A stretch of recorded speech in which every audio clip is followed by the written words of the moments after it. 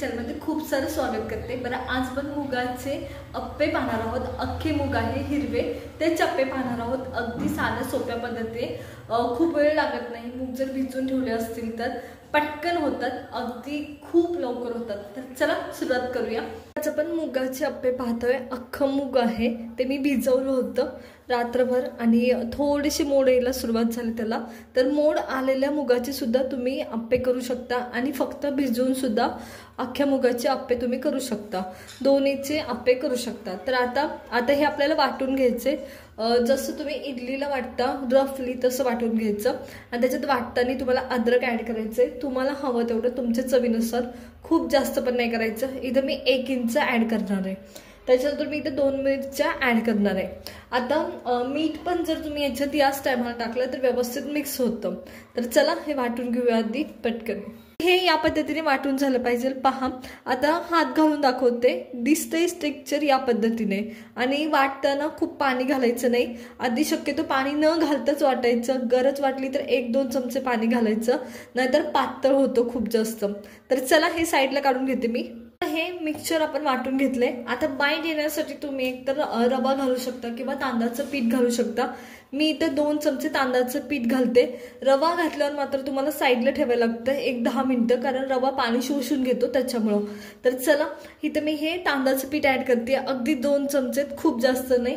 ह्याने व्यवस्थित कुरकुरीतपणा पण येतो। मुगाने खरंच कुरकुरीतपणा त्याला मूळचाच येतो, पण ह्याने पण खूप छान येतो। आता ह्याच्यात आपण जिरे ॲड करणार आहे।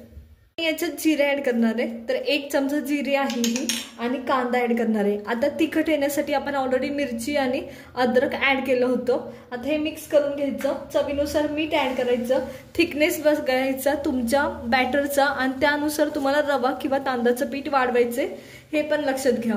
जसं नॉर्मली तुमचं इडलीचं पीठ असतं त्या थिकनेसमध्ये हे पाहिजे। जर तुम्ही खूप जास्त पातळ केलं तर मात्र अप्पे व्यवस्थित होत नाहीत, शेप पकडत नाही, थांबतच नाहीत। तर चला आता मीठ ॲड करून घेते चवीनुसार। मी याच्यात हे चवीनुसार मीठ ॲड करते, मिक्स करायचं व्यवस्थित। जर रवा टाकला असेल तर 10 मिनिटं साईडला ठेवायचं। रवा व्यवस्थित पाणी शोषून घेतो, म्हणजे एक्स्ट्रा मॉइश्चर व्यवस्थित शोषून घेतो, तर तेवढी काळजी घ्यायची। तांदळाचं पीठ टाकलं असेल तर काही गरज नाही साईडला ठेवायची, पटकन लगेच तुम्ही अप्पे करू शकता। तर चला मी हे अप्पे करायला सुरुवात करणार आहे। आता हे बॅटर आपलं झालंय। अप्पे बनवण्यासाठी तर मी अप्पे पॅन घेतले, आणि अप्पे बनवण्यासाठी इथे मी तेल सुद्धा ॲड केले। आता तेल खूप गरम आहे, व्यवस्थित गरम आहे, अगदी तुम्हाला दिसतात ते का तेलाचे ठिपके सुद्धा साईडला उडलेत। तर याच्यासाठीच व्यवस्थित गरम करायचं, जेणेकरून अप्पे पटकन होतात आणि व्यवस्थित भाजले जातात एका साईडने। तर आता मी अप्पे ॲड करून घेते। अप्प्याचं प्रमाण काय असावं, तुमचं पोहे खायचा चमचा असतो त्याच्यात 1 चमच्यात 1 अप्पा बसतो, हे लक्षात घ्या। चला तर मग मी सगळे अप्पे असेच करून घेते या पद्धतीने।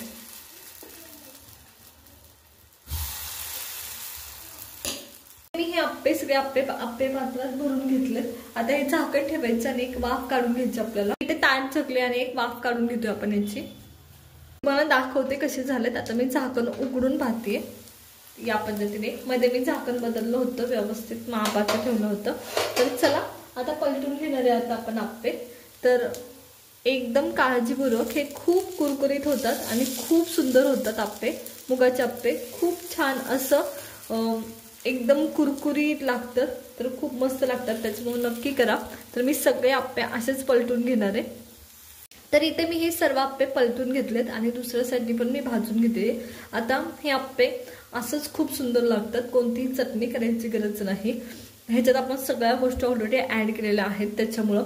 पण जर तुम्हाला कोणत्या चटणीसोबत सर्व करायचं असेल तर नारळाची चटणी किंवा शेंगदाण्याची चटणी सोबत, म्हणजे जी आपण इडलीला करतो तीच शेंगदाण्याची चटणी, आणि इवन टॅमॅटो केचप सोबत सुद्धा अप्रतिम लागतात। तर नक्की ट्राय करा। तर इथं मी हे अप्पे व्यवस्थित भाजून घेते। आता एका साईडने आपण भाजून झालेत या पद्धतीने। तर हे माझे अप्पे तयार आहेत, व्यवस्थित झालेत। आता आपण साईडला काढून घेतोय। सरळ ताट घ्यायचं आणि उलटे करायचे। तर पहा, अप्रतिम झालेत या पद्धतीने, एकदम व्यवस्थित भाजले जातात दोन्ही साईडनी, आणि खूप सुंदर पण दिसत आहे।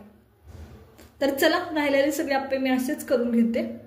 ते एकदम कुरकुरीत इथे एकदम कुरकुरीत आणि आतमधून मऊसूत असे हे मुगाचे अप्पे तयार आहेत. अगदी अप्रतिम होतात. नक्की ट्राय करा. हेल्दी ब्रेकफास्टसाठी खूप छान ऑप्शन आहे. मुलांच्यासाठी खूप छान ऑप्शन आहे. अगदी व्यवस्थित होतात आणि काहीच वेळ लागत नाही तुमच्या सकाळच्या नाश्त्यासाठी हे अप्पे करायला. खूप सुंदर होतात. त्याच्यामुळे नक्की ट्राय करा. जर रेसिपी आवडली असेल तर लाईक करा, शेअर करा आणि सबस्क्राईब करा.